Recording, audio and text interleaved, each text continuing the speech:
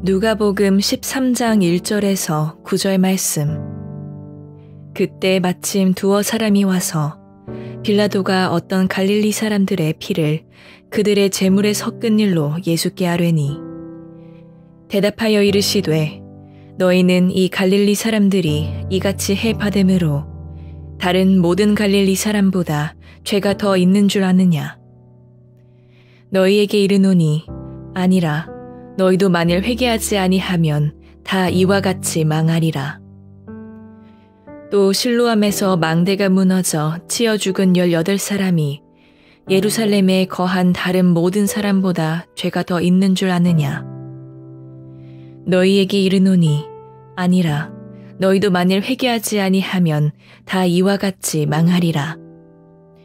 이에 비유로 말씀하시되 한 사람이 포도원에 무화과 나무를 심은 것이 있더니 와서 그 열매를 구하였으나 얻지 못한지라.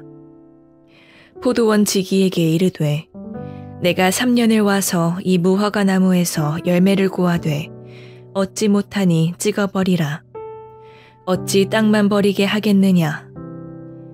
대답하여 이르되 주인이여 금년에도 그대로 두소서. 내가 두루 파고 거름을 줄이니 이후에 만일 열매가 열면 좋거니와 그러지 않으면 찍어버리소서 하였다 하시니라. 샬롬. 오늘도 하나님의 말씀으로 하루를 시작하시는 여러분들에게 하나님의 은혜와 평강이 충만하게 넘치시기를 간절히 축복합니다. 2025년 11월 25일 화요일 누가복음 13장 1절에서 9절 말씀을 가지고 둔한 마음을 깨우는 회개의 부르심이라는 제목으로 함께 말씀 나누겠습니다. 자료를 찾아봤더니 2023년 미국 국립보건원의 한 연구팀이 아주 흥미로운 실험 결과를 발표했습니다. 사람들에게 자기 운전 실력을 직접 평가해보라고 했더니 무려 응답자의 93%가 자신이 평균 이상의 운전자다라고 답했다는 거예요. 이건 통계적으로 있을 수 없는 숫자죠. 심리학적으로는 이것을 우월성의 착각이다라고 부릅니다. 우리는 참 신기하게도 자신의 문제는 잘 보지 못하면서 남의 실수는 놀랍도록 빨리 판단합니다. 그리고 이 마음이 얼마나 둔한 마음인지 우리 스스로는 참 모를 때가 많아요.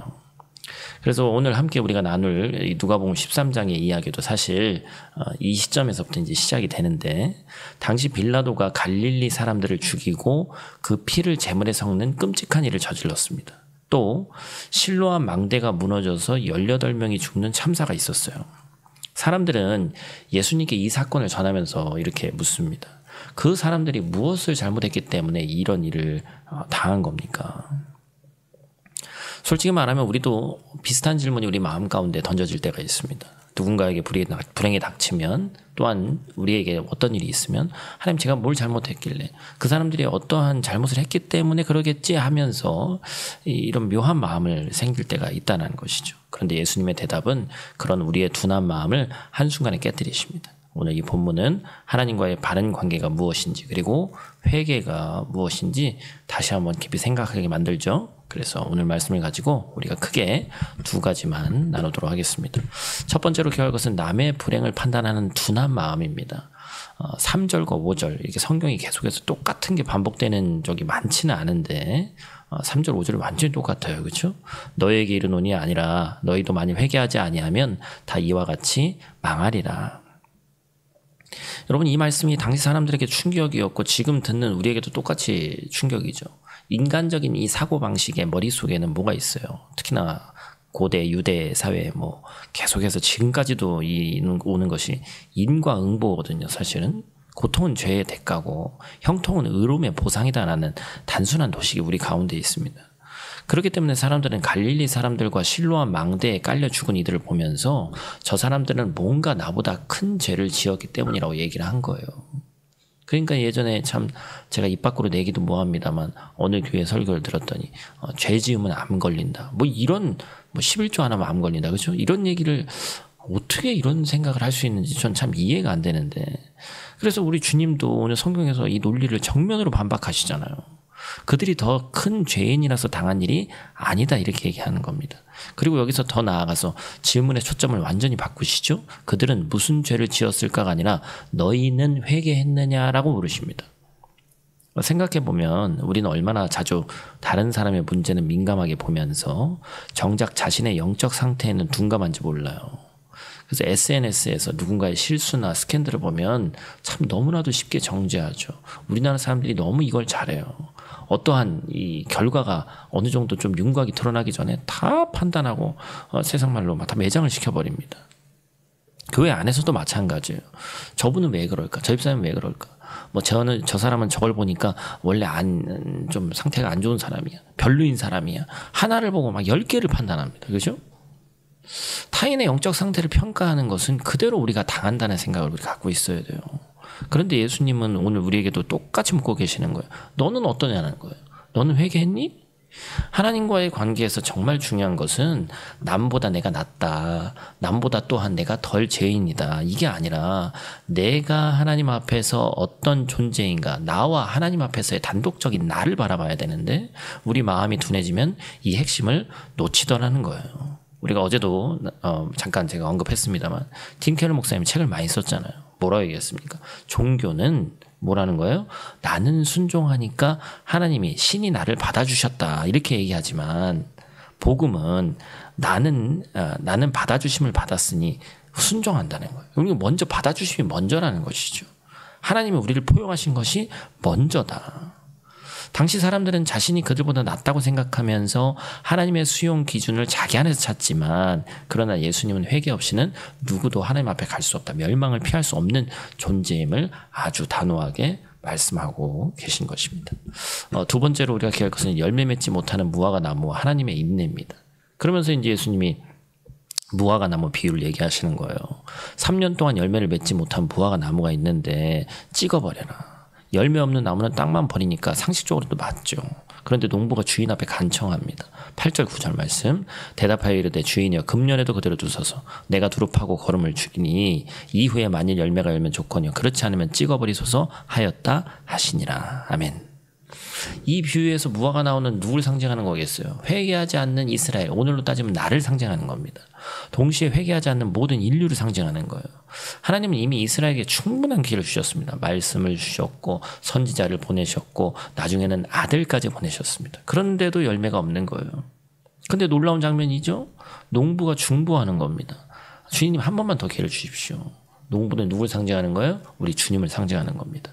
주님께서 제가 직접 하겠습니다. 제가 직접 거름 주겠습니다 하고 말씀하신 것 같은 거예요. 이것이 무엇을 의미합니까? 십자가에서의 죽음과 부활을 통해서 우리에게 회개와 새 생명의 기회를 열어주신다라는 것이죠. 우리가 심판받아야 될 그 자리에 주님이 대신 서셨다는 거예요. 하지만 이 자비에는 긴급성이 있습니다. 금년에도 라는 표현, 여기에는 시간이 무한하지 않다는 뉘앙스가 담겨 있죠. 우리는 하나님의 자비를 아주 쉽게 당연하게 여길 때가 있습니다. 나중에 하면 되지. 지금 바쁘니까. 그러나 성경은 분명하게 경고합니다. 오늘 너희가 그 음성을 듣거든 너희 마음을 완고히 하지 마라. 시간이 많지 않다는 거예요. 회개는 미룰 문제가 아니라 지금 당장 이 자리에서 해야 될 일이라는 것입니다. 사랑하는 성도 여러분, 오늘 본문은 우리에게 크게 세 가지 중요한 진리를 줍니다. 첫 번째로 남을 판단하는 대신 나를 돌아보는 사람이 돼야 된다. 다른 사람의 불행을 보면서 그들이 어떤 죄를 저질렀을 거야 라고 단정하는 것은 정말 둔한 마음입니다. 우리 모두는 죄인이잖아요. 그렇죠? 두 번째, 하나님은 공의로우시지만 동시에 자비로우시다라는 것입니다. 우리는 당연히 심판받아야 될 존재지만 예수님께서 우리를 위해서 중보하시고 회개의 기회를 주셨습니다. 세 번째, 회개는 지금 당장 이 자리에서 이루어져야 된다.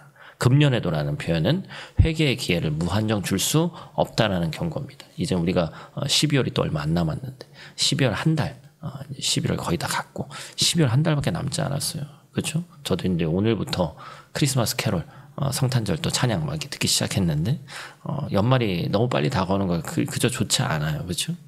근데 이제 금년이라는 표현을 쓰면 우리에게도 얼마 남지 않았습니다. 어제 이제 뭐 이번 한 주에 뭐 해야 될 말 넘어가지 말자 이런 얘기 했습니다만 올해 있었던 그 마음 불편한 일들 또는 회개할 것들 올해를 넘기지 않았으면 좋겠습니다. 그렇죠? 이 순간이 바로 은혜의 때구나라는 깨달음이 우리 가운데 있었으면 좋겠어요. 세상은 끊임없이 우리에게 말합니다. 너는 괜찮아. 넌 남보다 나아. 저 사람보다 너가 낫지. 그런데 하나님은 그렇게 보지 않으신단 말이에요. 하나님은 비교가 아니라 뭘 보신다고요? 관계를 보십니다. 내가 나와 어떤 관계를 맺고 있니? 네 삶이 내게 영광이 되는 열매를 맺고 있냐? 그래서 여러분들 오늘 이 자리에서 하나님 앞에 비교의식을 내려놓고 정직하게 무릎으로 나아가기를 축복합니다. 예수님의 중보를 의지해서 열매 맺는 삶으로 반드시 응답받는 저와 여러분들 되시기를 간절히 축복합니다. 오늘 말씀을 통한 실천사항은 판단 멈춤 24시간 챌린지라고 해도 좋습니다. 오늘 하루만이라도 판단을 멈추는 훈련 해보자. 성도, 가족, 직장, 동료, SNS에서 비춰주는 모든 것들, 또 내 주변에 있는 이웃들, 예수님 믿건 안 믿건 그분들을 향해서 저 사람은 도대체 왜 그럴까? 이게 아니라 누군가도 나한테 그런 소리를 할 수 있다고 생각하면서 주님, 저를 먼저 보게 해주십시오. 제 마음을 먼저 비춰주십시오. 라고 하면서 짧게 기도해 보시길 바라요. 회개의 시작은 타인을 향한 입술을 멈추고 자신을 향한 눈을 여는 데서 시작된다라는 것을 잊지 마시는 저와 여러분들 되시기를 간절히 축복합니다. 우리 다 같이 있는 자리에서 함께 기도하고 마치도록 하겠습니다. 사랑의 아버지 하나님, 오늘도 우리를 깨우시고 부르시는 은혜에 감사를 드립니다. 주님, 우리의 마음이 둔해져서 남을 향한 판단이 너무나도 빠르고 내 자신을 바라보는 눈이 당연히 너무나도 느릴 때가 많이 있습니다. 이 아침 성령의 빛으로 우리의 깊은 곳을 밝혀주시고 그 죄가 드러나서 주님의 십자가 앞에 다시금 나아가는 회개의 열매가 우리 가운데 있을 수 있도록 하나님 도와주시옵소서. 우리의 삶이 열매 없이 잎사귀만 무성하지 않게 하시고 주님의 마음을 또한 알고 전하는 귀하고 복된 열매가 우리 가운데 맺히게 하여 주시옵소서.